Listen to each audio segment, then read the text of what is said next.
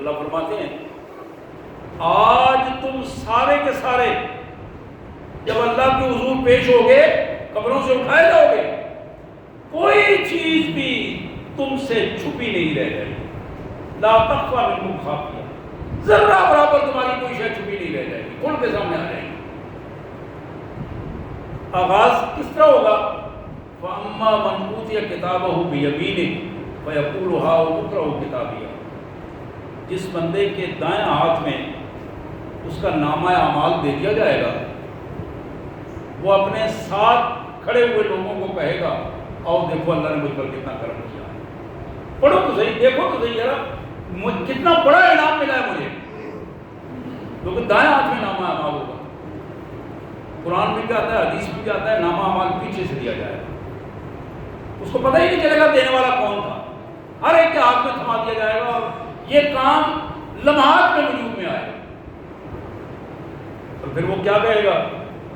انی ظننت انی ملاق حسابیہ، مجھے پکا یقین تھا کہ مرنے کے بعد میں اٹھوں گا اور میرا حساب و کتاب ہوگا، اور اس کا تو آغاز ہو گیا، میرا ایمان تھا، یقین تھا میرا۔ فَهُوَ فِي عِيشَةٍ رَاضِيَةٍ، اللہ فرماتے ہیں یہ بندہ اپنی من پسند کی زندگی گزارے گا۔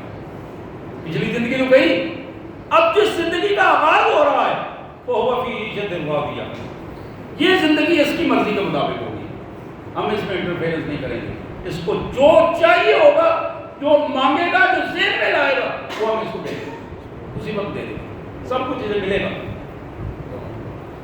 فی جنت عالیہ، باغات، اونچے اونچے محلات، قطوفہا دانیہ، پھل درختوں سمیت جھکے ہوئے پھل اس کے سامنے آ جائیں گے،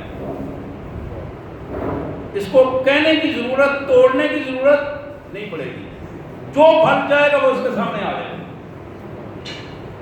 کُلُوا واشربوا ہنیئا بما اسلفتم فی الایام الخالیہ، اللہ فرماتے ہیں ہم اس دن حکم دیں گے کہ میرے بندو کھاؤ پیو، یہ تمہارے ان مشکل دنوں کا انعام ہے جو دنیا میں تم مشکلات اور آزمائش میں رہے، آج تمہارے لیے آزمائش اور مشکلات ساری ختم کر دی گئی، یہ ان دنوں کا انعام ہے جو آج ہم تمہیں دے رہے ہیں۔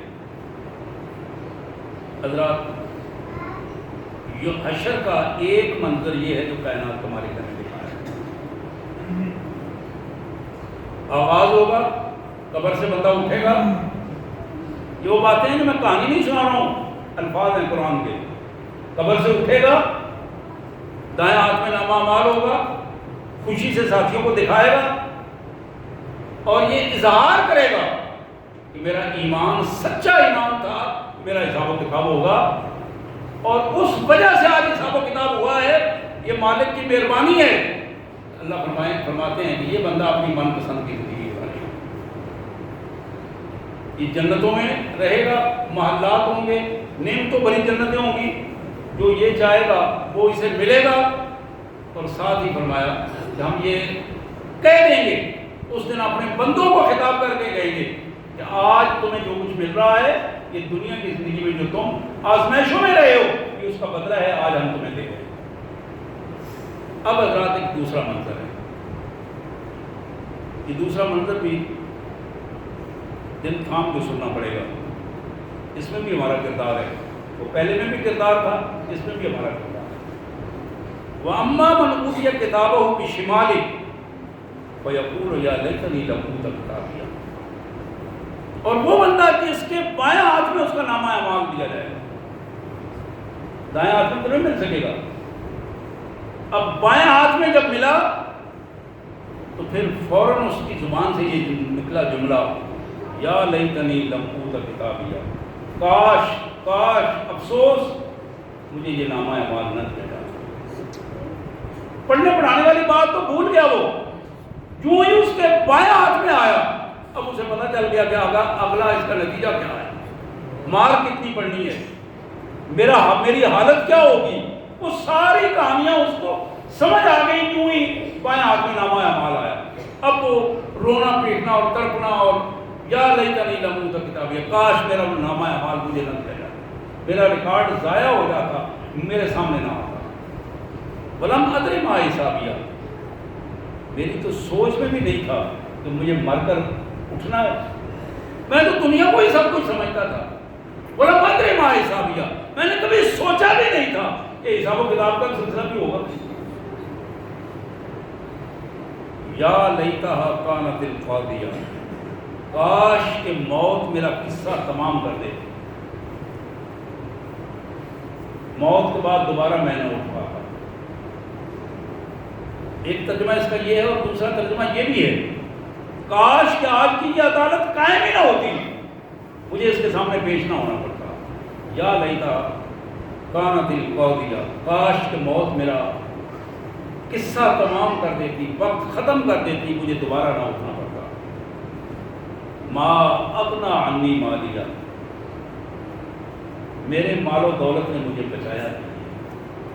ما اغنی عنی مالیہ, وہ مال و دولت جس کو اکٹھا کرتے ہوئے مجھے پرواہ نہیں تھی کہ یہ کس انداز میں اکٹھا کر رہا ہوں, حلال ہے حرام ہے کیا پوزیشن ہے, اس کا مجھے حساب دینا ہے, یہ سوچ تک میرے ذہن میں نہیں تھی. آج وہ مال میرے کام بھی نہیں آ رہا اور میرے لیے مصیبت بھی بن گیا. ما اغنی عنی مالیہ, میرا مال مجھے بچا نہیں رہا. وَلَمْ هَلَكَ عَنِّي سُلْطَانِيَّہ, میرا اختیار, میرا سٹیٹس, میری چدراہٹ. ذرا الفاظ پہ غور کیجئے. سلطان کہتے ہیں قوت کو, طاقت کو, اختیار کو, سٹیٹس کو, مرتبے کو. جس سٹیٹس اور اختیارات کے تحت دنیا میں بچ جاتا تھا, آج نہ مال مجھے بچا رہا ہے, نہ وہ سٹیٹس اور چدراہٹ مجھے بتا رہی ہے. چودھری صاحب کے ڈیرے پہ پولیس جاتی گھبراتی تھی, اس کے پیچھے کوئی نہیں آتا تھا, وہ وہاں بیٹھ کر معاملات حل کر دیا کرتے تھے. وہ جو وفاقی سیکرٹری صاحب اور جو صوبائی سیکرٹری صاحب ہیں, وزیر صاحب ہیں, فلاں فلاں جرنیل صاحب تھے یا جج صاحب تھے, ان کا سٹیٹس یہ تھا دنیا میں. آج ہلاک عنی سلطانیہ, وہ جو وہاں دنیا میں نے سٹیٹس لیا تھا اور دنیا میں اپنے سٹیٹس کی وجہ سے بددیانتی کرتا رہا, آج مجھے اس نے اب تباہ و برباد کر دیا, ہلاک کر دیا. اب یہ وہ باتیں کر رہا ہوگا, اللہ فرماتے ہیں ہم حکم دیں گے, خذو, اس کی زبان بند کر دو, اسے مت بولنے دو, پکڑ لو اسے. خذو, پکڑ لو اسے. یہ چھوٹے چھوٹے مناظر جو ہمیں نظر آتے ہیں یہاں عدالتوں میں, یہاں کچہریوں میں, کاموں میں, حوالاتوں میں, یہ چھوٹے چھوٹے مناظر ہیں. یہ منظر وہ ہے جو حقیقی منظر ہے اور وہاں سامنے وہ سب کچھ ہو رہا ہوگا. یہاں دنیا میں یہ مناظر ہم یہاں تک ہی محسوس کرتے ہیں, یہاں تک ہے, اور اس کے بعد وہاں پوزیشن کیا ہوگی. اللہ فرمائیں گے خذو, پکڑ لو اسے, فغلوہ, اس کو طوق اور زنجیریں پہنا دو, ثم الجحیم صلوہ, اوندے منہ گھسیٹ کر اس کو جہنم میں پھینک دو. خذو, اس کو پکڑ لو, قابو کر لو. فغلوہ, اس کو زنجیروں میں جکڑ دو. ثم الجحیم صلوہ, اس حالت میں اسے گھسیٹو اور اوندے منہ کر کے منہ کے پالے سے جہنم میں اترا دیں. ثم فی سلسلۃ ذرعها 70 ذراعا فاسلکوہ, وہاں پھینک کر 70 ہاتھ سنگلوں میں اسے مزید جکڑ دو تاکہ یہ وہاں ہلنے نہ پائے. حضرات یہ بھی ایک منظر تھا. اب اس دن کے دو منظر ہمارے سامنے آئے ہیں, ایک جنتیوں کا منظر اور یہ جہنمیوں کا منظر ہے.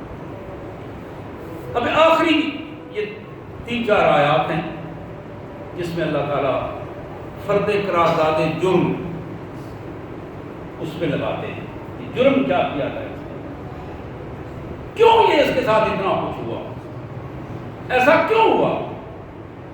اس کا پہلا جرم یہ ہے کہ انہ کان لا یؤمن باللہ العظیم, یہ پہلا جرم ہے کہ یہ اللہ کو بڑا نہیں سمجھتا تھا. اللہ کی بڑائی, کبریائی پر, عظمت پر ایمان, سچا ایمان نہیں تھا اس کا. کلمہ پڑھتا تھا, لا الہ الا اللہ بھی کہتا تھا، اشہد ان لا الہ الا اللہ وحدہ لا شریک لہ بھی کہتا تھا، لیکن اللہ کے مقابلے میں کئیوں کو لے کے آتا تھا،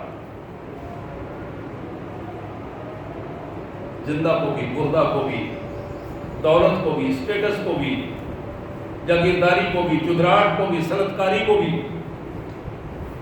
جس کو آپ اپنی زندگی میں دیکھتے چلے جائیں آپ کو محسوس ہوتا چلا جائے گا اِنَّهُ كَانَ لَا يُؤْمِنُ بِاللَّهِ الْعَظِيمِ، یہ وہ بندہ ہے جو اللہ کی عظمت پر ایمان نہیں لاتا،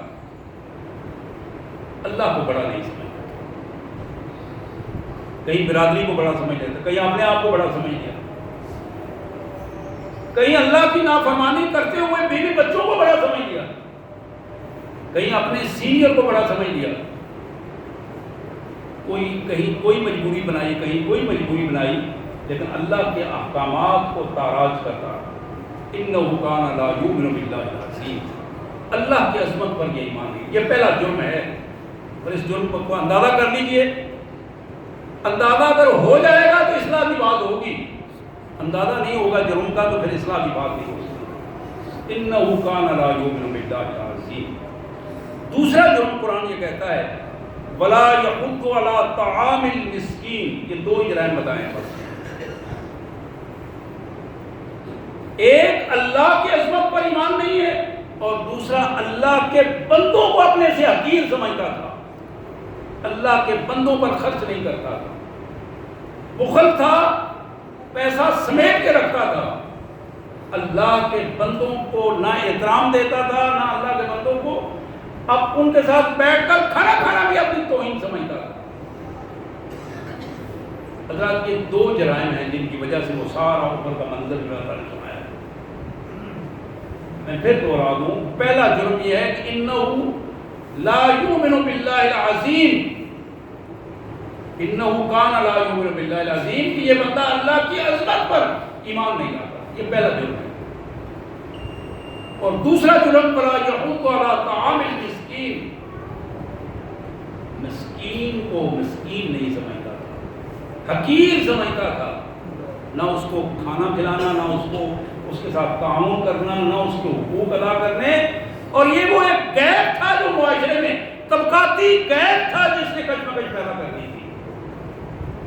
اب اس کا اگلا نتیجہ قرآن کہتا ہے فلیس لہ اليوم ہاہنا حمیم، آج وہ تو دنیا تھی گزر گئی جہاں یہ سارا کچھ کرتے رہے، آج اس کا کوئی دوست ایسا نہیں ہوگا جو اس کو وہاں سے بچا سکے، کوئی تعلق والا ایسا نہیں نکلے گا جو وہاں سے بچا سکے گا۔ ولا طعام الا من غسلین، کھانا ملے گا اسے لیکن جہنمیوں کی زخموں سے نکلنے والی پیپ کھانے کے طور پر اسے کھلائے گا۔ لا یاکلہ الا الخاطئون، یہی وہ کھانا ہے جو اللہ نے مجرموں کے لیے مقدر کر رکھا ہے۔